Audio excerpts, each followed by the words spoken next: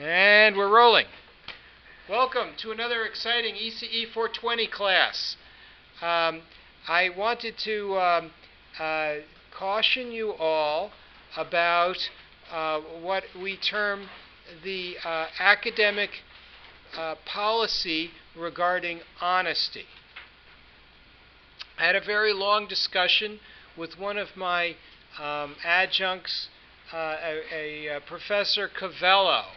Has anybody taken IACT 406 Advanced Digital Design with Professor Cavello, VHDL? There's a couple or three people have had it. He told me a very disturbing thing. Some students were copying. And then I realized we have many new students and they haven't been told about the academic integrity policy here on campus. And I thought it would be very good for us to review the policy and to talk about how it applies to this course. Specifically, questions about plagiarism and questions about copying. And you can be copying from the net, or you can be copying from papers that you see, and you may think that it's okay, and it might be okay if you do it right. So I'm going to tell you how to do the copying so that you don't get yourself into trouble, because this is so important. And so there are things that we need to discuss. How to do proper attribution, how to do proper rewriting of other people's thoughts and words so that we're not copying or accused of plagiarism. And these things are important because they can harm us academically. And when I say that, what I mean is to say I have seen students expelled, separated, as they say it, from the university. And this is not the kind of trouble you want. Believe me. We have the Committee for Academic Tomfoolery, and they will review your tomfoolery, and they consist of a bunch of people who take themselves too seriously.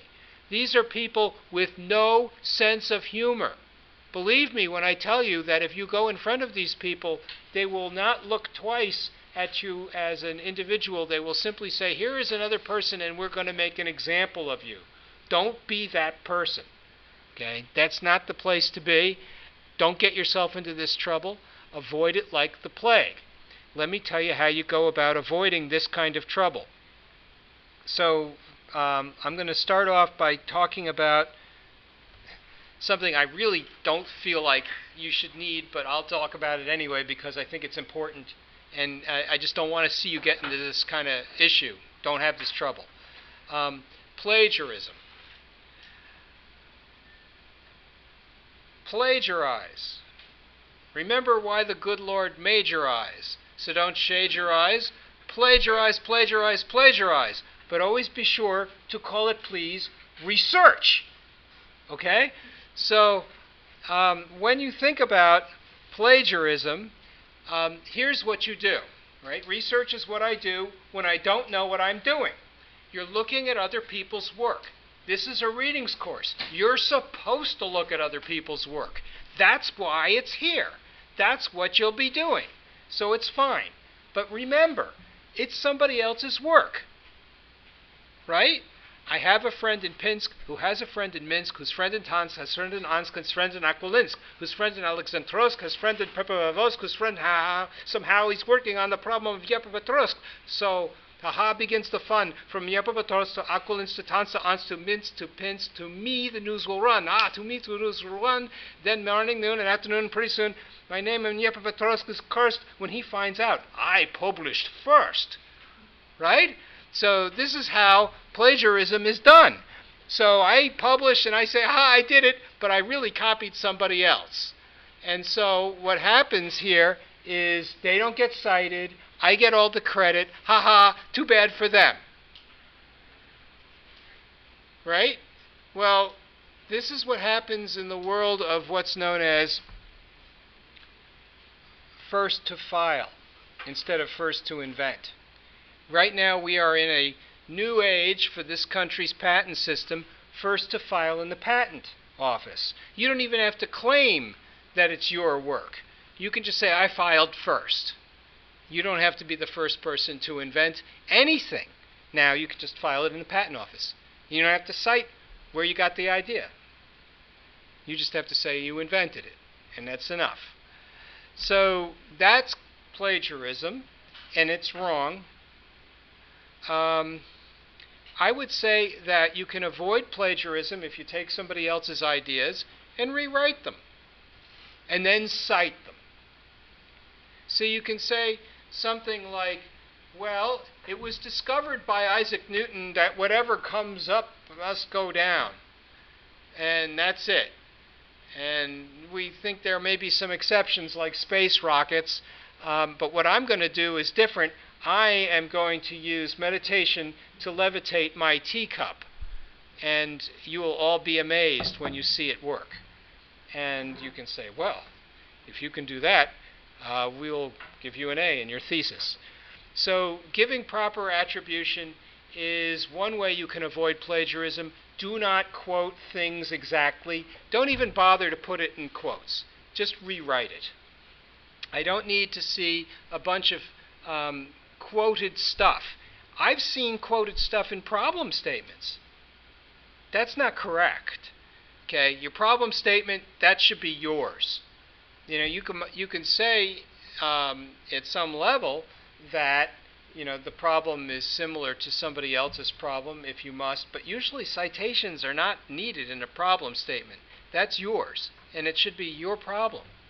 Now, if the problem is just like somebody else's problem with a difference, and the difference is X, well, maybe a citation can be allowed. I can say, I'm working on the light bulb. Okay, the light bulb is not a new problem, but this light bulb is different. It doesn't use tungsten for a filament. It uses tea bag string. Whoa, that's very different.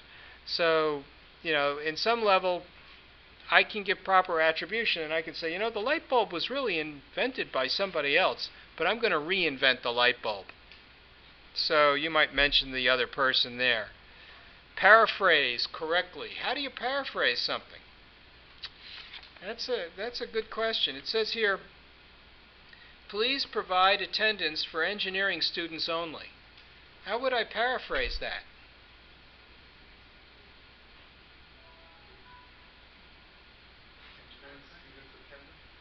Yeah, I could say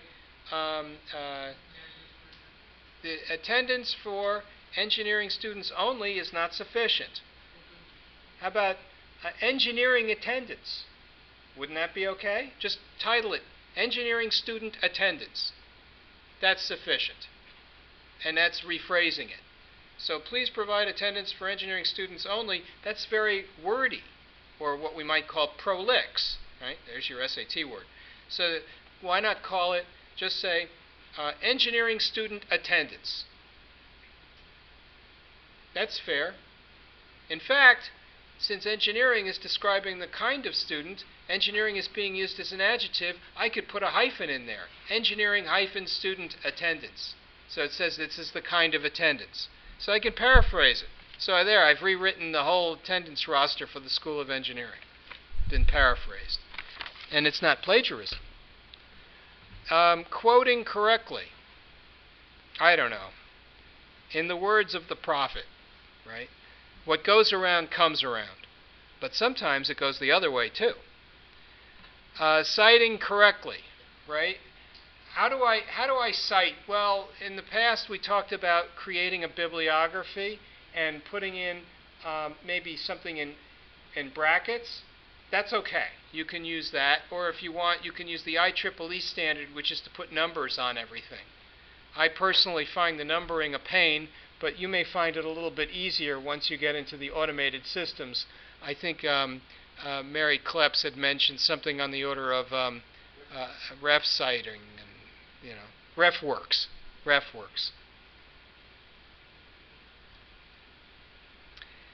All right. If you found somebody's homework because they were helpful and they showed you the homework, and then you handed it in, the instructor can tell, right? The last time this was done, the person, the original author, even had their name in the comments.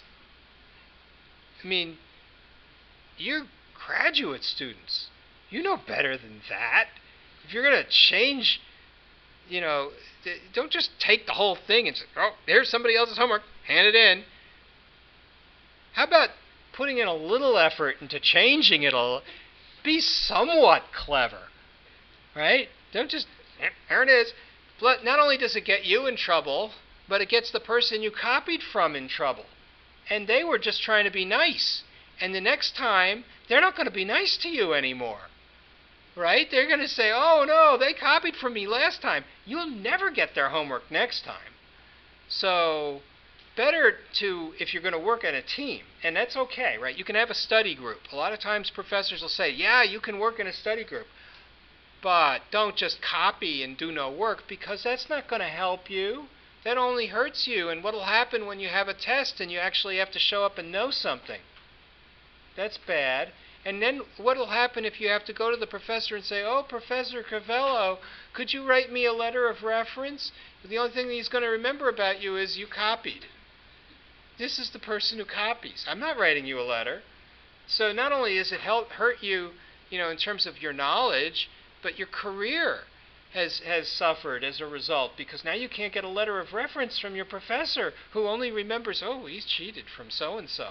And then she came into my office and cried, and now what do? And people remember those things. Right? People get all emotional and upset. So don't be copying other people's stuff like that. And if it's going to help you, you can use it as a guide maybe, but try and do your own work. And certainly don't pass off lock, stock, and barrel the whole thing. An essay or article from the internet. I see this all the time. People go and they say, if it's not on Google, it doesn't exist. That's not true. Or it wouldn't be true if it's on the internet, it must be true. It wouldn't print it if it wasn't true. A lot of times you look at that stuff on the internet, it's not correct, it's not even close. So question everything you see in the internet. I'd even question stuff you find in peer-reviewed journal articles. I would not accept anybody's data as correct without validation. The most elementary of laboratory behavior. Repeat the experiment.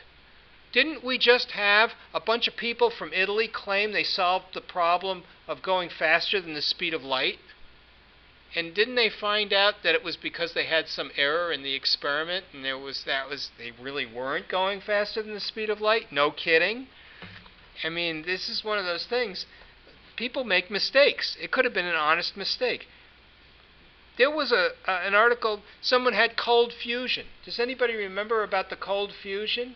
They were going to get fusion that worked at high temperature, like almost room temperature. Well, it turns out that didn't work either. Another myth. Cutting and pasting from multiple sources without quoting or giving credit. That's improper attribution. Go one source at a time. It's a readings course. You're going to have a lot of sources. Probably going to write a paragraph about each paper as you approach it. You could say, according to Marion Kleps, this is an annotated bibliography, fine, but eventually you're going to take all of that wordage and you're going to put it into a proper historical review, and you're going to organize the knowledge. So that, to me, says eventually you're going to need proper narrative with proper attribution.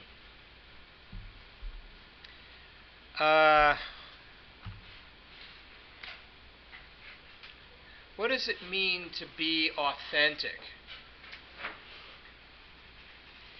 Being authentic means original thinking. Original thinking means not just taking what you heard on the radio and parroting it or repeating it. It means coming up with your own ideas. Coming up with ideas that really only you can lay claim to. That's original thinking. That's authentic thinking. So what it means is, somebody had this idea about using a battery in a phone. And I don't think batteries are good because they're always running out of batteries.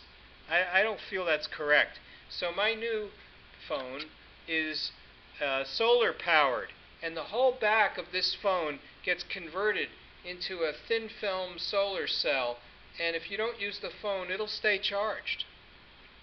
Right? If you just leave the phone on, but you don't talk on it, it'll just stay charged indefinitely. And wouldn't it be nice not to bring a charger with you all the time? Maybe you could just leave it at the beach. What a nice idea for a phone. Now, this might not work for a smartphone, but thankfully, the only phone I ever owned is a dumb phone, and that's smart. So, I think it's very good that I don't have a smartphone, because now I don't need a phone plan.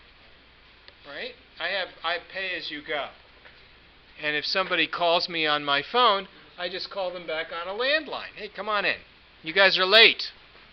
I take off 10 points per minute late. How many minutes? 15 minutes. You lost 150 points. But, if you want, you can bribe me. Oh, wait, we were talking about academic honesty when you walked in here.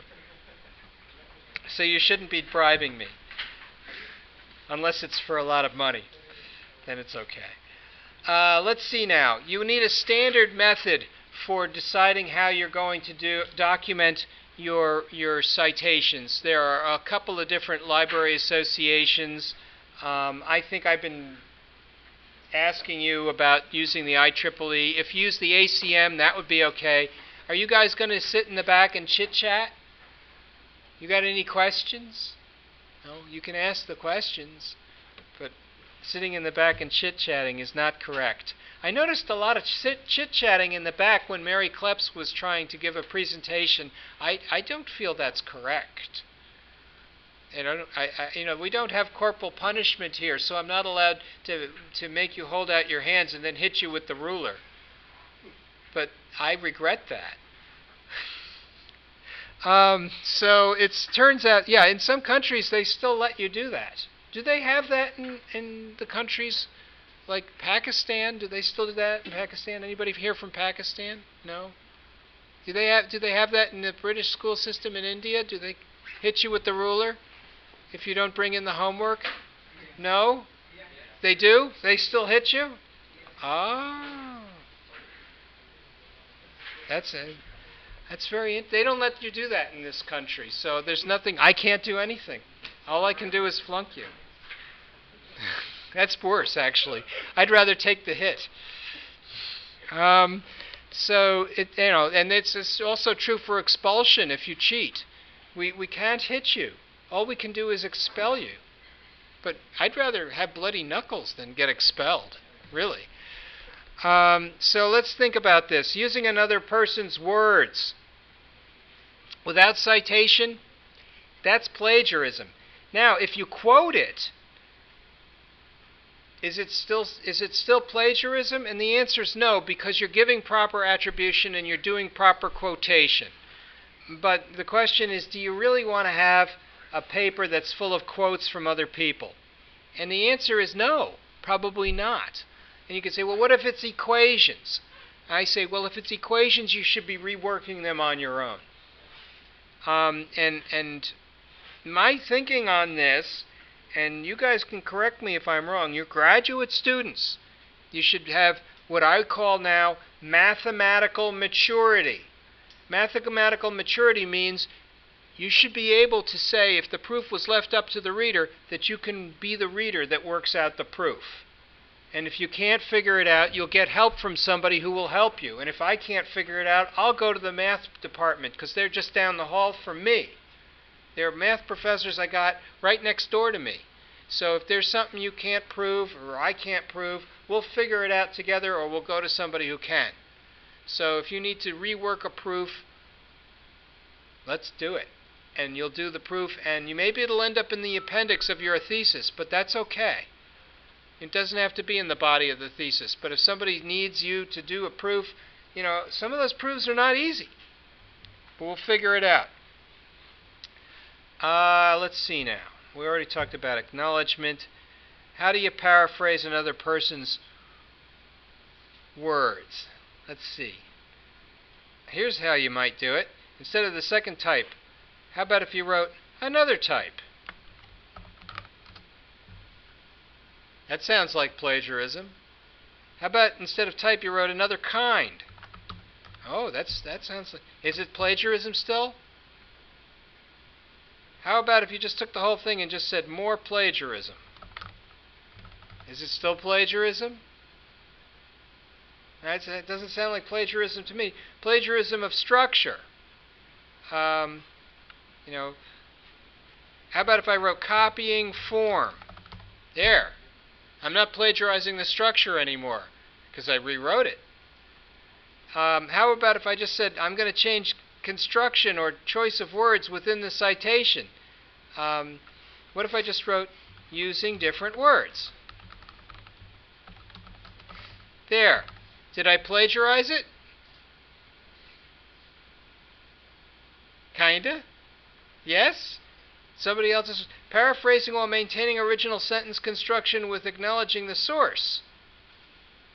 How about just saying using different words with acknowledgement?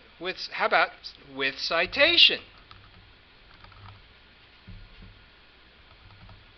So, avoiding plagiarism. Avoid plagiarism.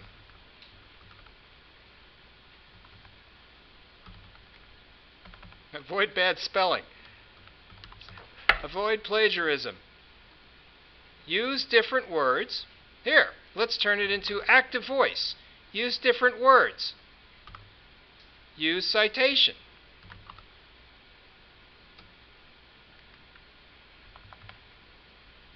There. Use different words and use citation. That avoids plagiarism. By the way, active voice is my preferred way of writing. Right? Active voice means you've got verbs, right, that act on a specific subject.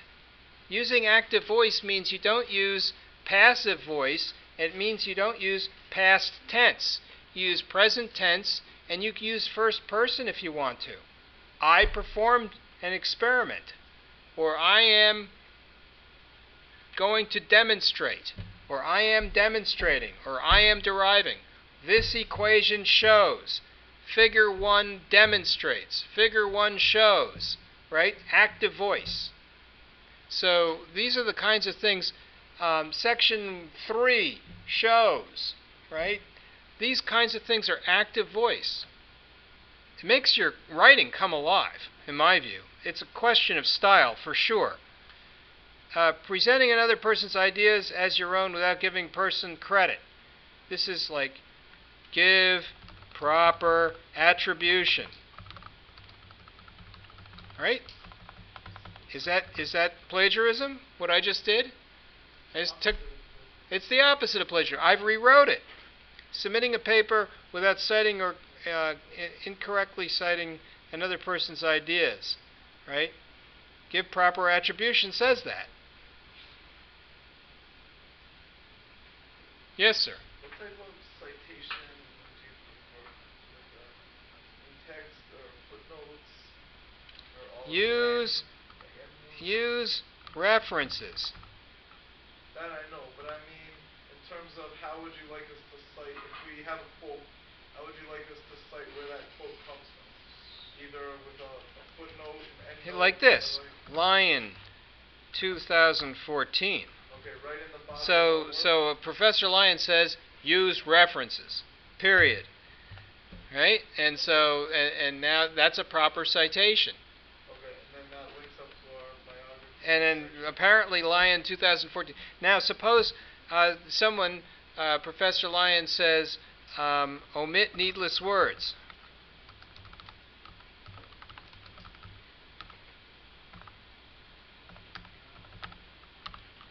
Now, if he says it in a different context, it might be Lyon 2014A. And maybe there's A through Z. And then if you want, you can go Z1, Z2, whatever.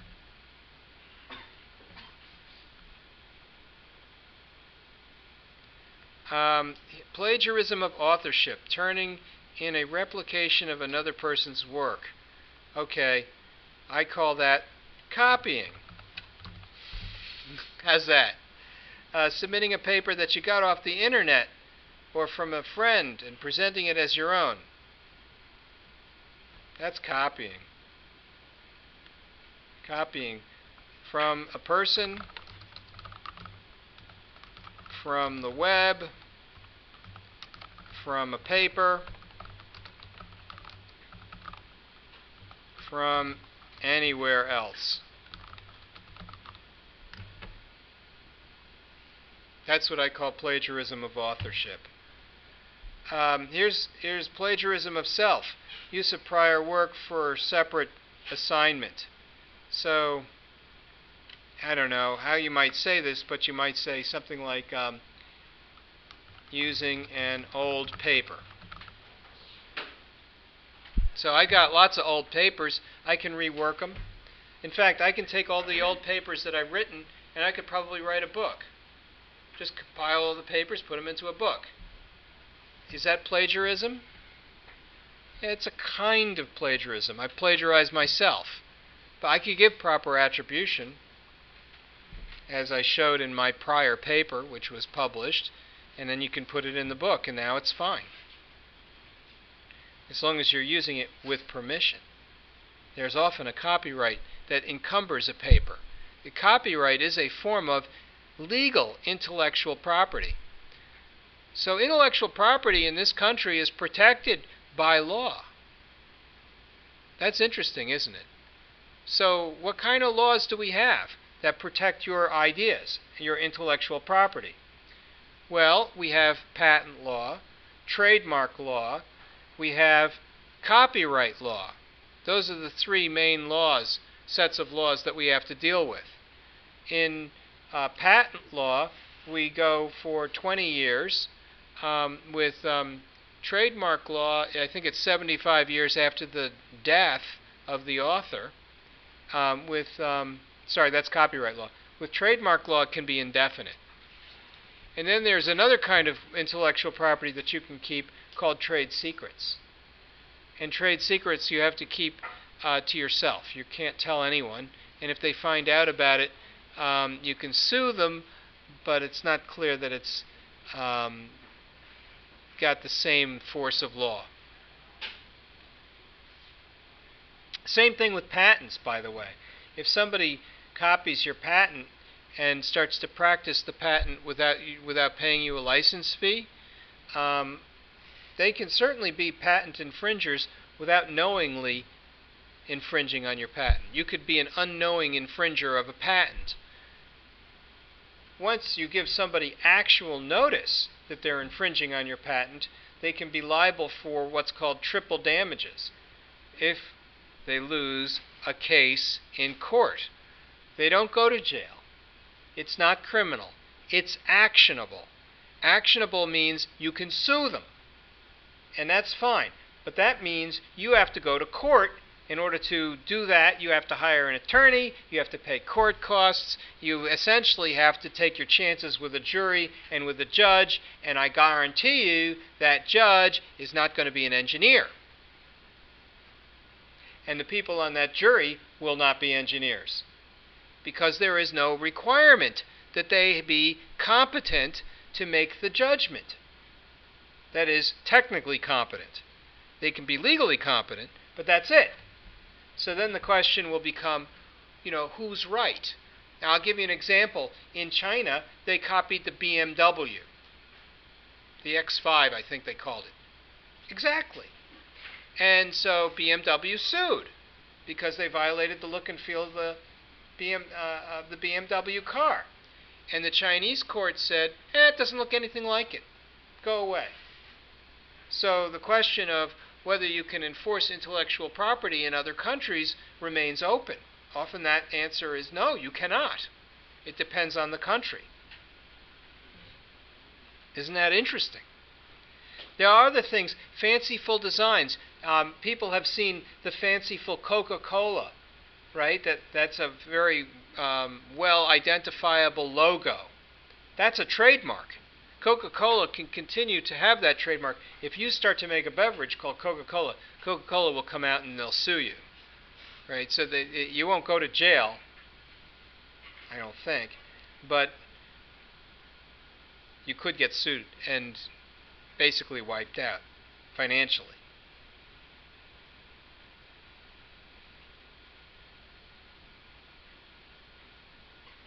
Let me think about this now. Some people came in a little bit late. Basically, this discussion was about plagiarism and about what can happen to you if you get brought up on charges of academic misconduct. In case you missed it, it could result in expulsion or separation from the school, and it's a very serious matter here. We have an academic policy of integrity and honesty, and you're supposed to try not to do these sorts of things like plagiarism. And here it is. These are the penalties. We have a university honor code. It's in the catalog. It's on page 26. I looked it up over the weekend because there were issues with one of my instructors. You can get a 0. That's letting you off easy. That's letting it be handled locally. So if you can handle it with the professor and he gives you a 0, you say, okay, that's it, let's move on, it's done. You can always appeal it. But then what you're doing is you're making a mountain out of a molehill. I don't know if you're familiar with the expression. You're making a big deal out of something that could just be done, because you're dealing with a homework assignment where you got a 0. Okay, big deal, that's done.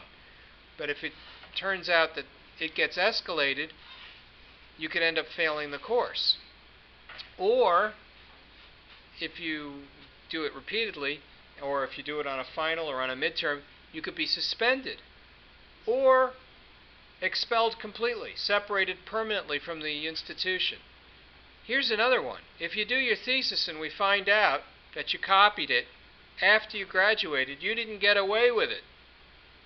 Because, this is the cool part, we can take back the degree. Wow. Wow. Recession of a degree means, oh, that master's we gave you, you didn't deserve it. We're rescinding it. That's it. You're done. We take it back.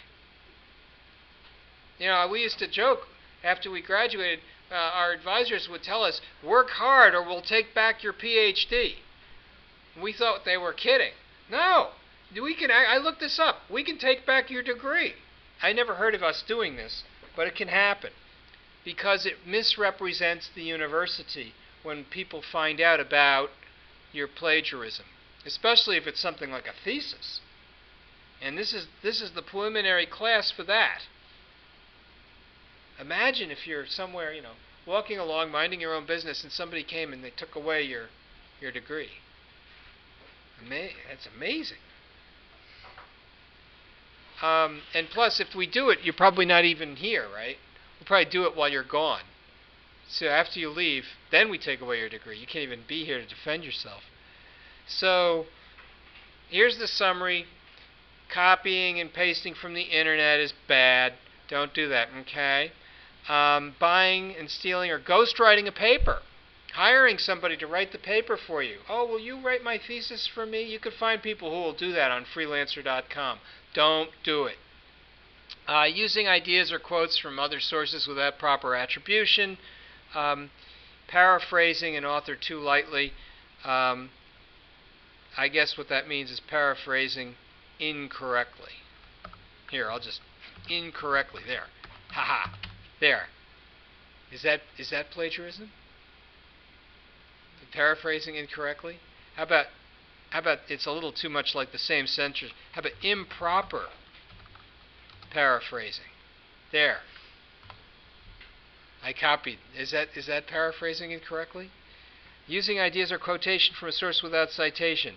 Improper citation. Ha! I copied them. No one will catch me.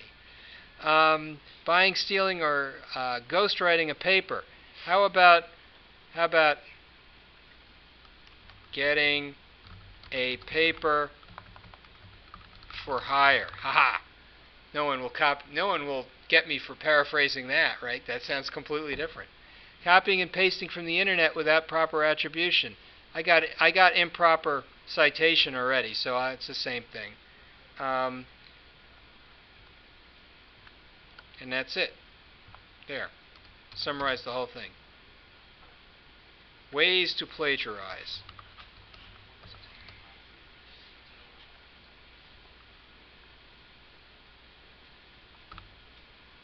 Plagiarize.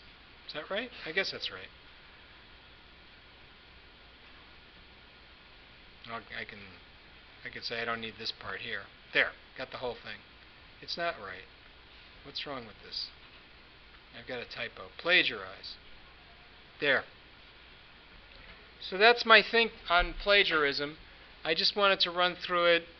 You know, don't copy people. Oh, I have a dialog box. Do I have to read this? Oh, crap.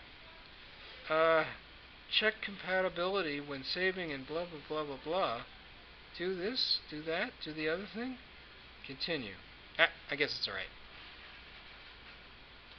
I hate it when Microsoft starts asking me questions because I feel obligated to read them. And that leads into the next discussion. And that's ethics. There's a subsection in your thesis, and it's titled Ethics, and you're going to have to deal with the ethical considerations in your thesis. These ethics have to do with safety. These ethics have to do with what I would call the rules of behavior for your profession. People here in this class have a code of ethics, and the code of ethics we use comes from the IEEE. And the IEEE Standard Code of Ethics does not have the rule of law. Whereas if you were a lawyer and you had legal ethics, they would have the rule of law. So with ethics, you have something that sounds like right and wrong, but it's not. It has nothing to do with right and wrong because right and wrong has more to do with morality. And I'll give you a good example. The lawyer is required to give the axe murderer, child molester, horrible person a fair defense, a good defense, whether or not they know they're going to do it again, because they're required to. And if they get disclosed information such as, I did it and I liked it, some real horrible thing, then they can't disclose that to the court.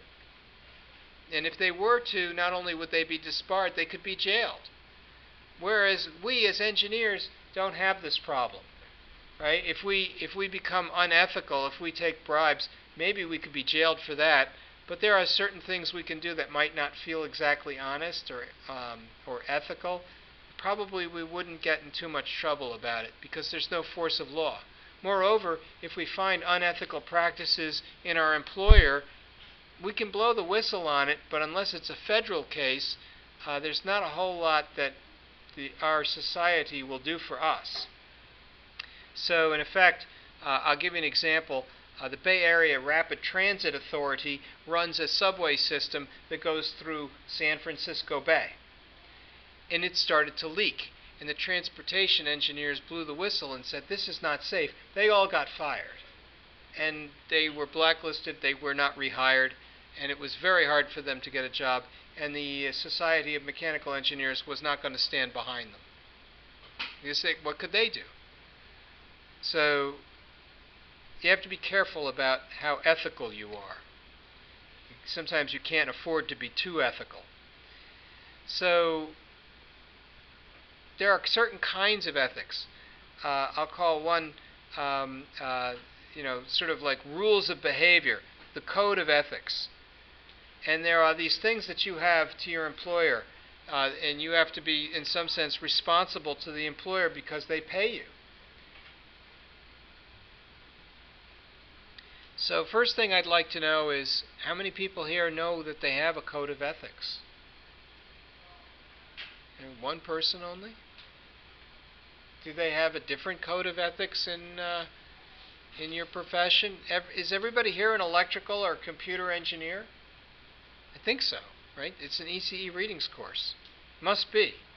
So you should have an IEEE code of ethics. You should know about it. suppose you said, well, I have this thing that I'm working on, and it's my research. Maybe it's nanotechnology. Could I use it for good? Sure. Could I use it for evil? Why not?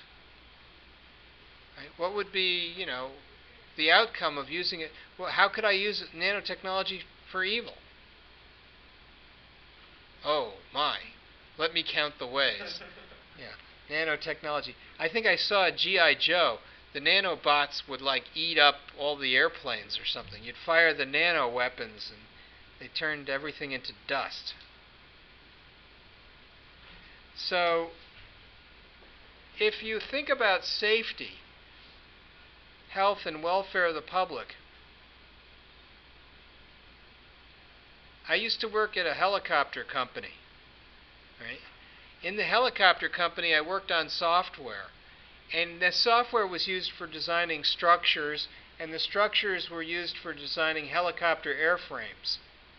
And I would like to think that I could make a change in the software without causing the airframes to fail catastrophically and killing everybody. Because if I work for this company and I make a change in the software and the helicopters start to fall out of the sky, will they get me?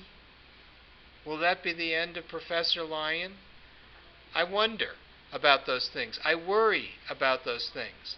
And that code that I'm working on, that they call it code for a reason. It's because they took these 1964 technical memos and they encoded them in Fortran 4. And then rewrote it in Fortran 77, and then in the inscrutable Fuji Fortran 95. And the people who did that are long gone. And now I have to write the whole thing again in Java. And I have not seen the technical memos, and I wouldn't understand them anyway, because they're for the design of helicopters. Is it really ethical for me to convert that whole thing into Java? This is code that people's lives depend on. What should I be doing with that code? Should I even look at that code? And when I ask people, can I change that variable, they say no. And I say, why not? And they say, because it works. They don't really know either. They're guessing. How ethical is it for me to be writing this code? Or suppose you got a job at Boeing and you have to write 1 million lines of code flying in formation, and they call it the Boeing Dreamliner. Only maybe it's a nightmare, because now you're working on this code and you have no idea what your little subroutine is going to end up doing. And there are people who are going to be sitting in there flying from hither and yon, and perhaps having a very bad day because of your code, because it's in a fly-by-wire airplane. They don't actually have anything going between the air control surfaces and the cockpit. It's all like subroutines that you wrote for your summer job while you were staying late thinking about eating pizza with the guys and drinking beers. And instead you went through in a hurry and you dashed off some code, and now it's sitting there in that airplane ready to fly, right? How unethical is that? You say, well, maybe someone will catch the bugs I introduced.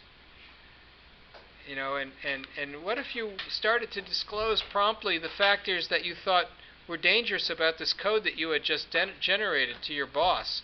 Would they look at you favorably, or would you want to hide that? This is a tough problem. How do I deal with this problem? Do what now? Whatever it tells you to do, that's good. You look at your code and you say, well, disclose it promptly. Oh, I made a mistake.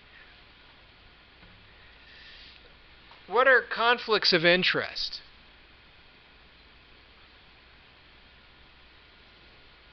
Huh? Lots of them. Yeah, can you think of a conflict of interest? Instead of going to your employer when you notice there's a bug in this code that you're working for, you go and tell a news reporter instead. That could be a real conflict. Well, I'll give you a real example. Roger Beaujolais was working on O-rings for Morton Thiokol, and the O-rings go into the space shuttle, the same space shuttle that blew up because of the O-rings, called the Challenger. And all 7 astronauts died, and the space shuttle blew up. And the space program was put on hold for a while. That was 1984. I was working at Jet Propulsion Laboratory at the time. Well, as it turns out, Morton Thiokol had a conflict of interest. They wanted the shuttle to launch. They told the managers to put on their manager hat and take off their engineering hat and go launch, because they didn't want to have the shuttle be behind. So if you're in charge of safety, you can't be in charge of making sure the shuttle launches on time. You have to be in charge of safety, and that's it. And they tried to do both. And that's a conflict of interest. You can't really do both. So they were conflicted out from making that decision, but they made it anyway. It should have been left up to the people who were saying, don't launch, it's too cold, O-rings are brittle. But instead they overrode the decision and said, we're launching anyway because we don't think your concern is valid. And of course they had a conflict of interest, so they couldn't be realistic. What about realistic claims? What if you said, oh, I'll get it all done for you by tomorrow? Or don't worry, I'll take care of it. We'll make this happen. Is that a realistic claim, or will there be problems? I have a dean. He tells me he wants to have a research presentation by a prospective faculty member attended to by my students. That's you. I will ask you to come to that research presentation. And I told him, don't worry, we'll make this happen. But I have a feeling you guys really won't go. Because it's way before this class. It's at 2 o'clock. And I don't think you're going to go. So was it realistic for me to tell him, yeah, I'll make this happen? Or was I just trying to say, great idea, boss. We'll make this happen. And I just wanted him to feel good about himself. I could make it a homework assignment. Oh, that's good. Then we could make it happen. Ooh. You can thank Mike after class for his great suggestion. Reject bribery in all its forms. Let's think about that. The dean is probably bribing me by paying me a salary. Oh, no, that's not bribery. What would be an example of bribery? Oh, I know. If you gave me $100 in exchange for an A, that's bribery. It's also not enough. Let's see now. Improve the understanding of technology, appropriate application, and potential consequences. Okay, how many times have you heard somebody say something stupid? You don't know, right? That many times. A lot, right? It's your job to stop them from saying stupid things. Oh, I'm sorry, I think you're confusing bioinformatics with biometrics. Right? I've had this discussion.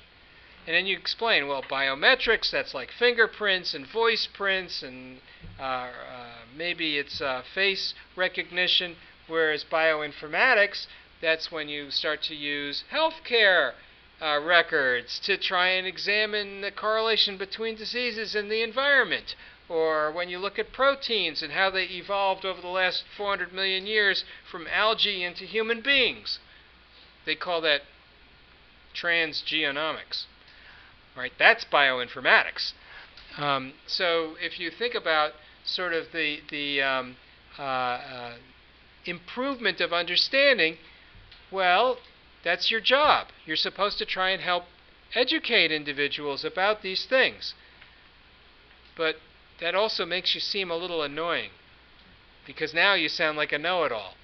So at what point is it inappropriate? And the answer is you got to use your judgment on that. You could become quite unpopular at parties if you start educating everybody, because they're going to feel like they're not at a party, they're at a lecture. I've had this problem before, because I'm a professional educator and I'll be at a party and someone will say, oh, I think we should have computers that have networks that are in circles. And I'll say, oh, yes, they have that. And I'll go on about toroidal topology supercomputers. And it's like I'm giving the lecture. And it's unfortunate because it happens so easily for me. So let's see now.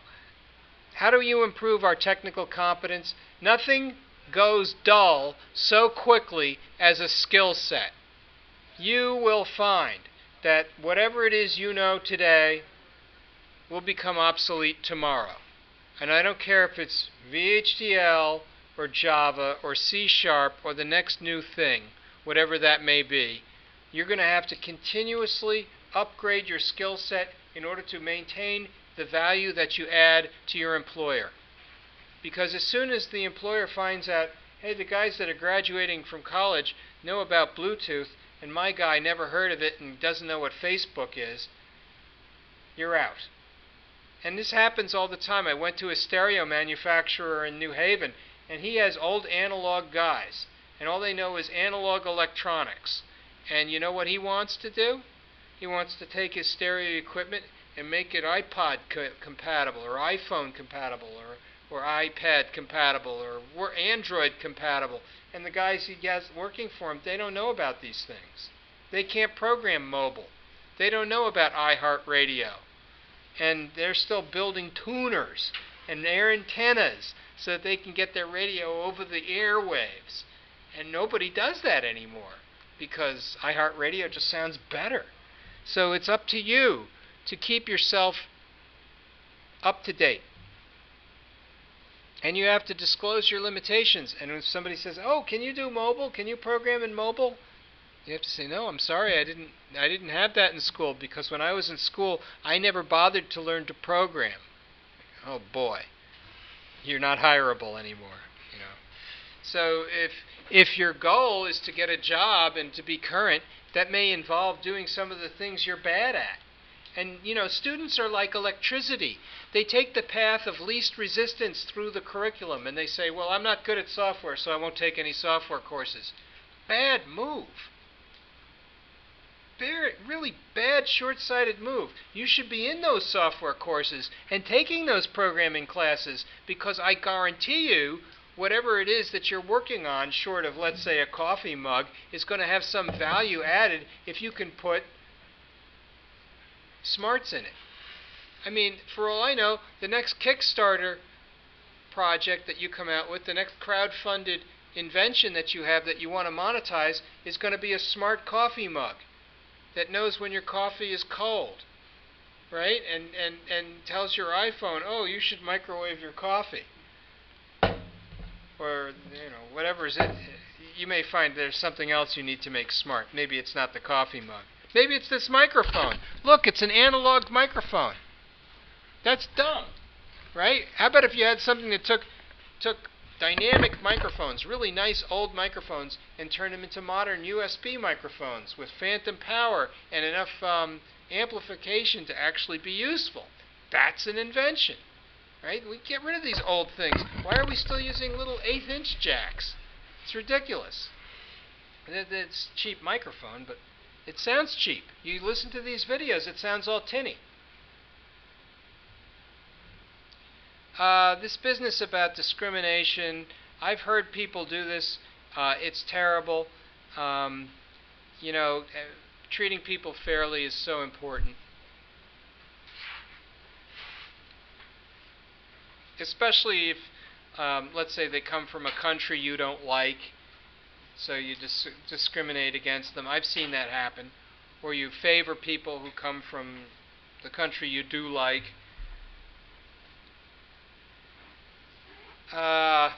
Casting aspersions, right? That's harming other people's reputation. Saying bad things about them behind their back. That's nasty. Don't do that. That'll get back to you eventually. And then helping other people with their profession, helping teach others. That's so important. That's like good karma. That's what comes around goes around. What I think about when I help other people, even if they've been mean to me in the past, is that eventually that stuff gets back to you. And so what I say is, from an ethical point of view, it might feel like you shouldn't be helping these people because they're not your friends. But, eventually what happens is it all gets back to you in a positive way. So forgive and forget. Help your friends, help your colleagues, and help your enemies too. So, ethics comes from the Greek meaning ethos. These are rules of behavior. It's not right and wrong. And I think it's good if you can try and deal with ethical issues in a case-by-case basis. I'm liking these ideas where you look at a case study and then you say, what would you have done in that situation? I'll go back to the Roger Beaujolais case where there's the O-rings at Morton Thiokol. What do you do when you find out the O-rings are dangerous and people are launching shuttles anyway? What should you do? That's where you're supposed to blow the whistle. Well, how about if you're in a company and you have management? So you're supposed to go up the chain of command. Go up the chain, write a memo. Yeah. So Roger Beaujolais wrote tons and tons of memos. He could have blown the whistle, but would have newspapers really have taken him seriously? Well, Would they? after the Challenger blew up. Yeah, after it blew up, they did. But nothing bad ever happened to Morton Thiokol. And in fact, eventually Beaujolais lost his job there. Yeah. Well, And he never got rehired after that. first rule of ethics should be always CYA. So, Cover your ass, yeah, yes. So he needed to do a better job doing that before anything else. Yeah, what could he do?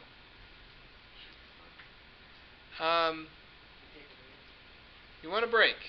Yeah, let's do that. We'll take a little break, and then we'll come back. Take a break. Go to my next class.